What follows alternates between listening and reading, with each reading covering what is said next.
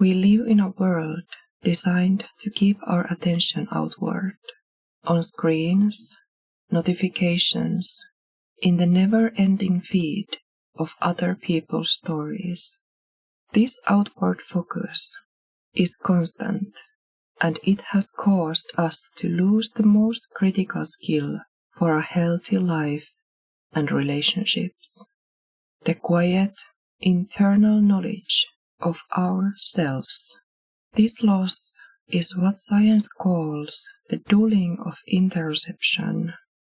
Interoception is your fundamental internal sense, the constant, subtle data stream that tells you what your internal world needs about your body, your energy, and your emotional state. It's the signal that says, I need a pause. It's the awareness of a boundary being crossed before you explode. It's the earliest, most gentle feedback from your soul about your well-being.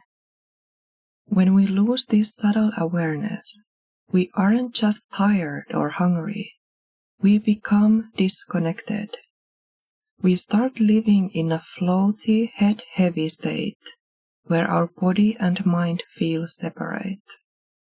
This is the single root of our problem, because when we are disconnected, we feel inherently unstable inside. This internal instability leads us becoming constantly reactive. Every external cue, a sharp tone from a colleague, an unanswered text, a change in plans, is perceived through a lens of danger. We are instantly triggered and we lose our sense of agency, the powerful knowledge that we can pause and choose how to respond. And if we can't stabilize ourselves, what do? We seek an external regulator. We unconsciously lean onto others, needing them to fix, rescue, or soothe the instability we haven't touched inside ourselves. The entire premise of self-intimacy is shifting that burden so we can stop needing others to fix or rescue what we have the power to face within, and finally become our own regulator. Emotional self-intimacy is not a complicated checklist. It's not about fixing, optimizing, or improving yourself. It is simply the deliberate practice of being with yourself in every moment and observing how you are. It means letting your inner experience, your felt sensations, your spontaneous thoughts, your random memories, just be. It's the capacity to sit with your own self without needing a distraction, a performance, or a mask. When you consistently turn inward and observe these quiet truths, your boundaries, your spontaneous ideas, your core values, you are doing something profoundly grounding. You are actively forming your identity.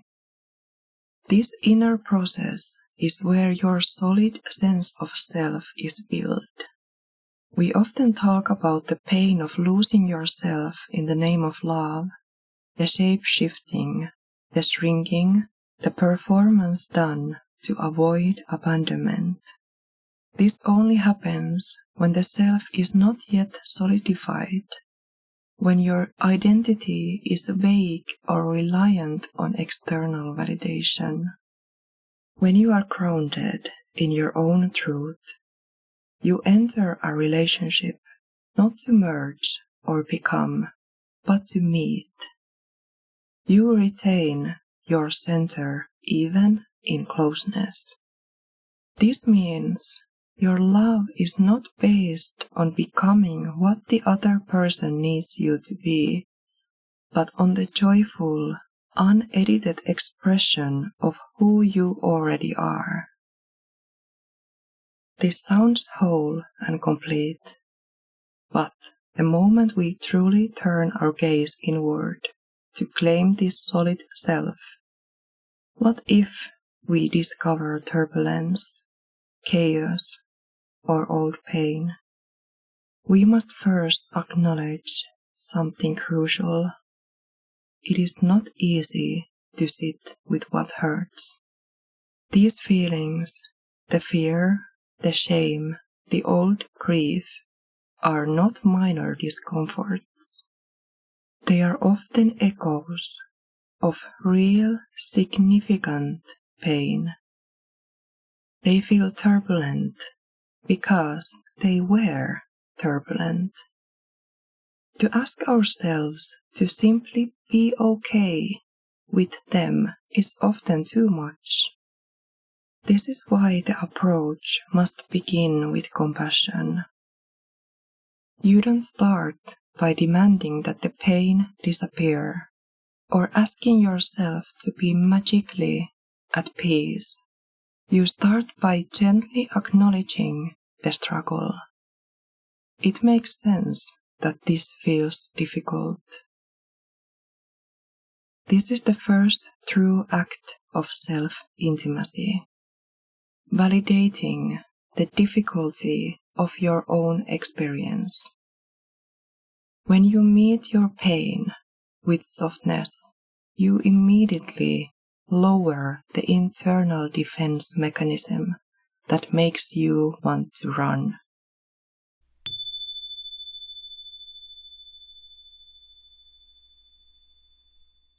Now, let's turn to the practice.